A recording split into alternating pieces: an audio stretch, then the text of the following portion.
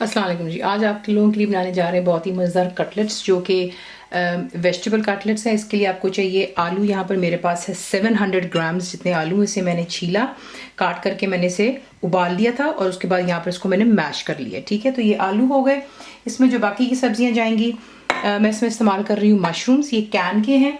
Can मैंने इस्तेमाल किया था 290 ग्राम का कैन था। उसका मैंने जितना पानी डिस्कार्ड किया और अपने इसको छोटे छोटे पीसेस में काट लेना, और जितना पानी मेक श्योर कीजिएगा कि ये इसमें ना हो।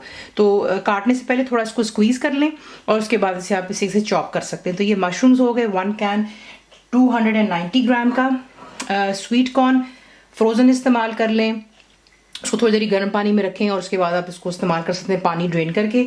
मैं यहाँ पे कैन का इस्तेमाल कर रही हूँ। 4 टेबलस्पून जितने स्वीट कॉर्न है मेरे पास। हरी मिर्चें बीच में मैं डाल रही हूँ इसमें। अगर बहुत तीखी इस्तेमाल कर रहे हैं तो 1 से 2 अदद काफ़ी हैं, लेकिन ये इतनी तीखी नहीं है तो मैं यहाँ पे इस्तेमाल कर रही हूँ 5 अदद। तो इसमें ये चली गई चीज़ें।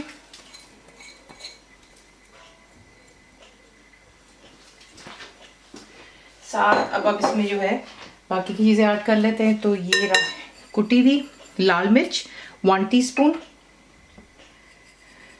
सॉल्ट 1 टीस्पून, कुटी हुई काली मिर्च 1/2 teaspoon, lemon juice 1 tablespoon, cornflour cornstarch आप इसे जो भी कहते हैं, बेसिकली ये इस्तेमाल होता है सूप वगैरह को गाढ़ा करने के लिए। ठीक है, ये इसमें मैं इस्तेमाल कर रही हूँ 2 टेबलस्पून जितना, और बीच में जाएगा हरा धनिया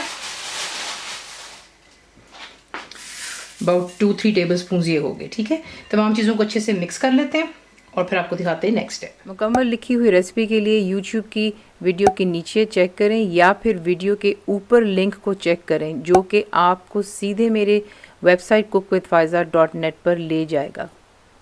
अब आपने करना सिर्फ इतना है मिक्सी से तैयार हो जाता है तो आपने हाथ पे बिल्कुल मामूली सा इसे किसी तेल लगाना है ताकि हाथ पर जो है ये स्टिक ना करे। अब आपने इसको जो शेप देनी है, गोल बनाना चाहते हैं टिक्की की तरह, या फिर अगर क्रॉकेट्स की तरह लंबा रखना चाहते हैं तो दैट्स कम्प्लीटली योर चॉइस। छोटे बाइट साइज बनाएंगे, दिखने में भी खूबसूरत लगता है और डिश आउट होते हुए भी खूबसूरत लगता है। तो इसी के से टिक्कियाँ बना लेते हैं छोटी और फिर आपको दिखाते हैं नेक्स्ट।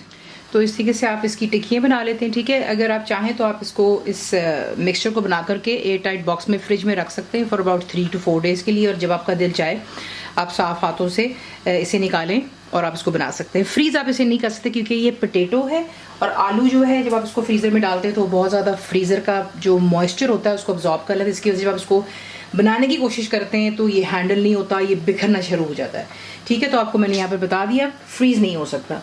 सिंपली आप क्या करेंगे, एक एक करके उठाएंगे, अंडे में आप इसको यूं डिप करते हैं और ब्रेड क्रम्स में डालकर इसको अच्छी तरह जो है आपने बीच में रोल कर लेना है, और इस तरीके से इनको तमाम को तैयार करके एक प्लेट में इकट्ठा करते हैं और फिर आपको दिखाते हैं इसको फ्राई के साथ। अब आपने जो है तेल को अच्छे से गर्म कर लेना है और सिंपली आपने क्या करना है, एक एक करके आप उठाएंगे और गर्म तेल में आपने इसको फ्राई करना है जब तक कि इस पर अच्छा सा गोल्डन कलर आ जाए बोथ साइड्स। प्लेट पर पेपर टॉवल टिश्यू कुछ रखकर इसे निकालेंगे ताकि एक्स्ट्रा ऑयल रिमूव हो जाए और फिर इसे डिश आउट करते हैं। तो इसको फ्राई कर लें। ये देखिए इसकी साइड चेंज करने लगी हूँ।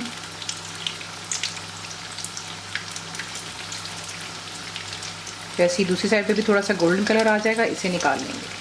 इसी के साथ इन्हें बनाते हैं सर्व। आप इसको अपनी चॉइस की चटनी के साथ कर सकते हैं, स्वीट चिली सॉस, केचप हो गई या फिर पुदीने की चटनी। तो रेसिपी आपको पसंद आती है तो प्लीज़ को लाइक शेयर सब्सक्राइब जरूर किया करें। कंप्लीट रिटन रेसिपी के लिए आप जाते हैं मेरी वेबसाइट पे, विच इज़ cookWithFaiza.net पर। उम्मीद है आप लोगों ने मेरी ऐप भी डाउनलोड कर ली होगी जो कि फ्री है, तो ज़रूर बनाइएगा और बताएं आपको कैसा लगा। दुआ में याद रखें and thank you for watching the video. मेरे चैनल को सब्सक्राइब करें, बेल आइकॉन का बटन दबाएं, मेक श्योर कीजिएगा कि ऑल भी प्रेस कर दीजिएगा ताकि आप लोगों को मेरी लेटेस्ट वीडियोस रिसीव हो जाएं।